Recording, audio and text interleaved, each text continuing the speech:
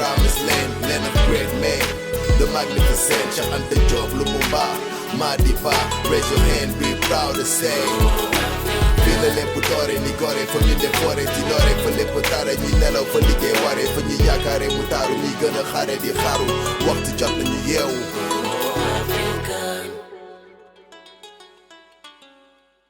L'esclave qui n'est pas capable d'assumer sa révolte ne mérite pas que l'on s'apitoie sur son sort. Cet esclave répondra seul de son malheur s'il se fait des illusions sur la condescendance suspecte d'un maître qui prétend l'affranchir. Seule la lutte libère. Donc je suis, comme j'ai dit, artiste, atelier, donc professeur d'atelier écriture. J'ai créé mon label quand j'avais 18 ans, 19 ans, mon propre label. Mais c'est la vérité. Il faut savoir ce qu'on a en avant. C'est important.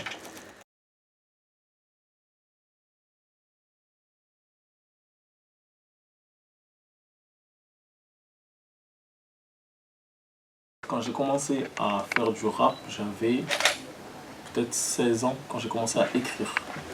J'ai commencé à écrire très tard, à 16 ans. À 16 ans, le premier texte que j'ai écrit, c'était le texte de IAM. Bon, IAM, pour vous dire, c'est les plus gros vendeurs de disques. Vous connaissez Petit Frère, Des oui. Le Terrain de jeu. Vous connaissez Je danse, le Mi.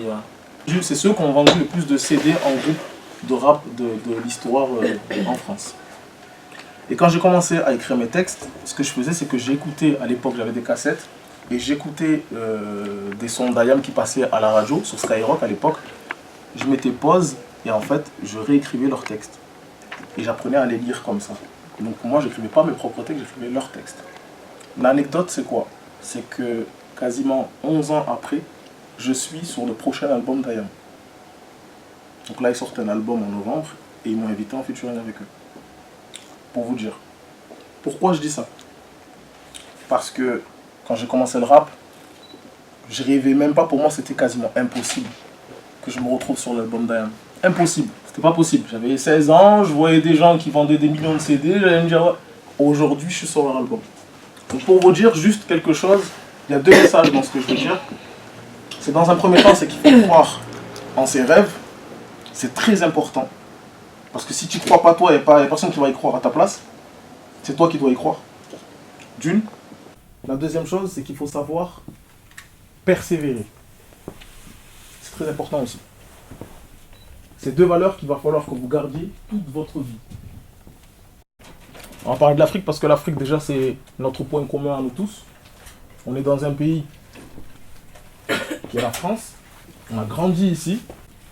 Quand vous entendez Afrique, vous pensez à quoi? En un mot. Certains d'entre eux, la plupart, c'est des hommes qui ont combattu par leurs mots, par leur discours. Ils ont essayé de motiver les personnes, tu vois ce que je veux dire? Essayer de leur dire apprenez, instruisez-vous, faites ci, faites ça, mais pas forcément allez vous battre. Tu peux combattre quelque chose, être contre quelque chose, sans forcément prendre les armes, sans forcément sortir de pistolet. Tu vois ce que je veux dire? Tu as dit quoi? Lion. Lion? Lion, tu as dit? Ok. Quoi d'autre? Noir. Noir, ok. Quoi d'autre? Quand tu entends Afrique. Baobab. Baobab, ok. Quoi d'autre? Colonisation. Colonisation, ok. Très bon mot. Très très bon mot. C'est quoi la colonisation? Alors que C'est quoi la colonisation? c'est quand les Français, les Anglais et tout sont venus en Afrique Ouais. et ils ont pris le territoire africain. Mhm. Et après, chaque pays a pris son indépendance. Ouais. Donc ils se sont partagés, comme si c'était un gâteau en fait, en quelque sorte, ils se sont partagés les parts, chacun. Ils se sont fait la guerre entre eux aussi pour se partager les parts. Mais nous, pendant ce temps-là, quand je dis nous, c'est les Africains, parce qu'on est Français, mais on est aussi Africains. C'est nos racines. Qu'est-ce qu'on a fait pendant ce temps?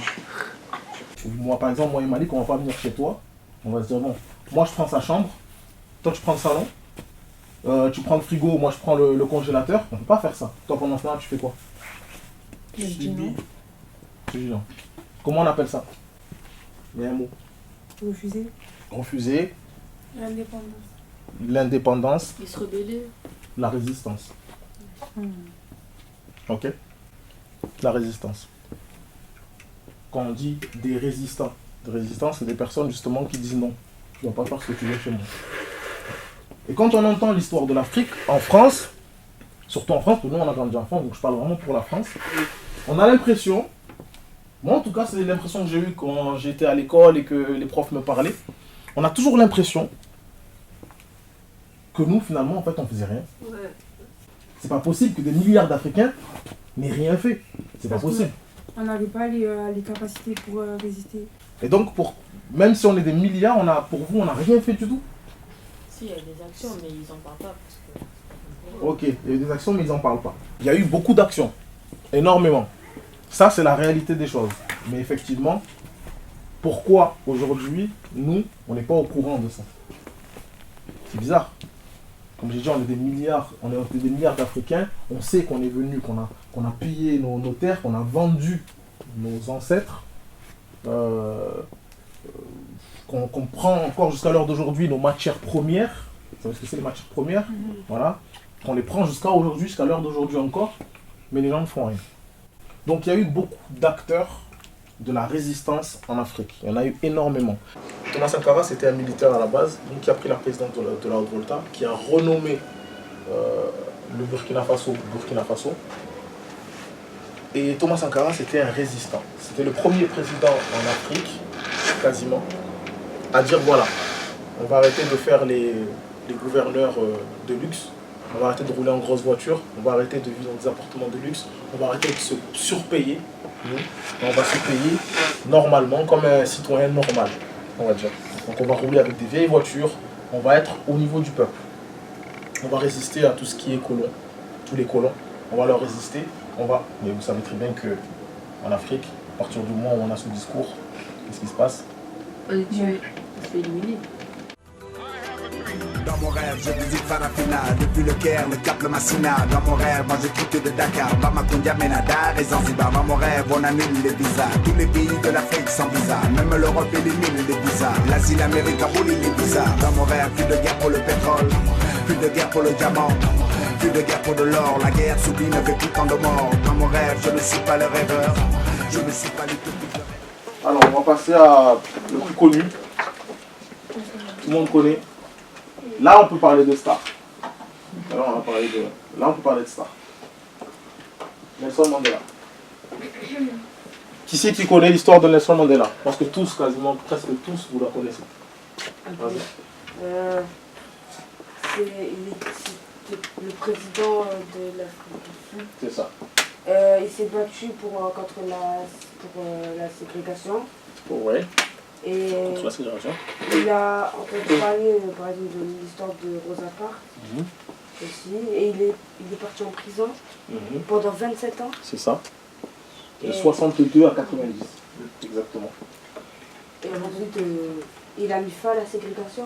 Et voilà, l'apartheid. L'apartheid, ouais. C'est ça. C'est ça.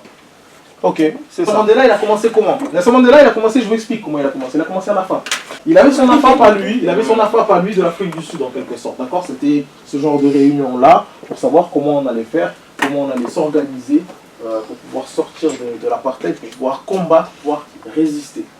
Donc c'était des manifestations non violentes, d'accord? Ils allaient donc faire des mouvements de manifestations non violentes. Et en fait, ce qu'il a sauvé, entre guillemets, parce qu'à partir du moment où ils sont tous allés en prison, lui et tous ses collègues de la FAF, justement, ce qu'il a sauvé, c'est qu'il a dit que je suis prêt à mourir. Le jour de son jugement, il a commencé à parler, il a dit je suis prêt à mourir. Voilà, ça ne me pose pas de problème, donc c'est pour mes idées, voilà. Il n'y a pas de souci. Donc à partir de là, les juges l'ont, entre guillemets, je dis bien, entre guillemets, gracié, mais de la mort, et il l'a enfermé à vie. Bonjour, je m'appelle Fallou Bey, j'ai 10 ans et je suis en CM2. Alors aujourd'hui, on a parlé sur 5 personnages. Et on a fait une maison des héros avec leurs photos, leur date de naissance. Et on a mis les 2 mots qui leur correspondent. Par exemple, Nelson Mandela, les 2 mots c'est la lutte et le pardon. Nelson Mandela, que c'est le seul où j'ai bien vu sa vie et tout. Parce que j'ai vu le film et j'ai bien vu son histoire. Quand il était président, il s'est battu pour sa couleur de peau et tout ça. Je m'appelle Baipap J'ai travaillé sur les héros d'Afrique, la reine Dinga, Nkrumah, Sankara, Mandela, Lumumba. Pour moi, c'est Nelson Mandela parce qu'il a fait 27 ans de prison pour rien et c'est injuste. Je m'appelle Amadou. Aujourd'hui, nous avons travaillé sur Nelson Mandela. Il y avait plusieurs groupes. On devait résumer l'histoire de Nelson Mandela avec tout ce qu'il avait fait pour l'Afrique. Et ça, c'était avant, on avait bâti des cases. On avait bâti des cages, on avait d'abord fait un dessin qui représentait la lutte, la paix, la liberté, l'égalité. L'Afrique représente l'égalité. Maintenant, pour moi, ça représente la paix parce que maintenant, les Noirs et les Blancs, il n'y a plus de guerre maintenant. C'est fini. Maintenant, tout le monde est égaux. Je suis fière d'être africain parce que c'est les Africains qui ont eu le plus d'histoire. Sans eux, on serait encore à l'esclavage. Oui, j'ai représenté l'Afrique comme ils ont fait eux. S'il y a encore il y a de la colonisation qui reprend, je vais essayer de représenter l'Afrique. Le rêve que le peuple se lèvera dans mon rêve, cette fille se lèvera dans mon rêve, le fils se lèvera main dans la main, la mère se lèvera dans mon rêve, c'est des noirs et des blancs, c'est des jaunes et des rouges, tout est plein de couleurs, des jaunes et des rouges et des noirs et des blancs. Dans mon rêve, y a pas d'homme qui est dominé, pas de peuple qui est dominé, pas de terre qui est dominée, et l'état tout c'est la haine est dominée. Dans mon rêve, des colons éliminés, colonies éliminées. J'abolis les colonies damnées de la terre, toutes les colonies dans mon rêve, le raciste éliminé, xénophobe éliminé, homophobe éliminé, antisémite et camite éliminé.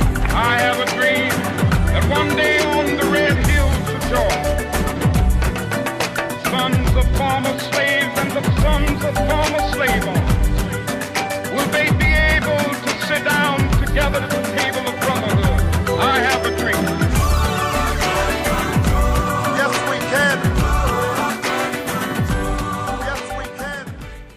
C'était bien, très bien. Aquino, il nous a donné son savoir en quelque sorte.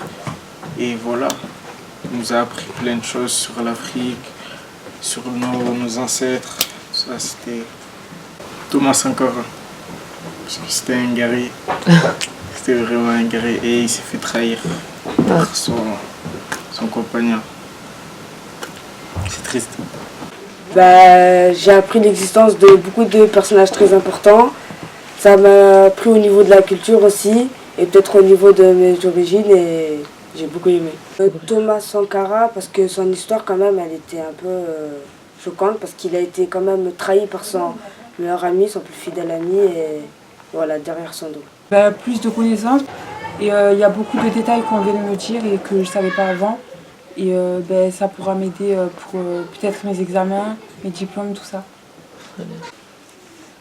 C'est Patrice Lumumba. Lumumba, oui. Ouais. Parce que il était président que pendant 3 mois. Et je pense que s'il était encore en vie, il aurait pu faire beaucoup plus. Je pense que le thème des héros africains est un thème très important pour la jeunesse d'aujourd'hui. La jeunesse ici de l'immigration. Parce qu'ils ne sont pas souvent conscients qu'ils ont eu des héros. Et ça va permettre déjà de leur envoyer à eux-mêmes, à savoir qui ils sont aussi. Et en plus de ça, on travaille bien, on bosse bien, c'est des jeunes assez dynamiques, assez curieux. Et donc c'est super intéressant. Transmettre mon savoir à des jeunes, c'est quand même la partie la plus intéressante parce que on voit qu'on les émerveille, on voit qu'ils découvrent des choses. Et je sais que quand ils sortent des ateliers d'écriture, je sais qu'ils ne pensent pas pareil et ils ne penseront plus pareil.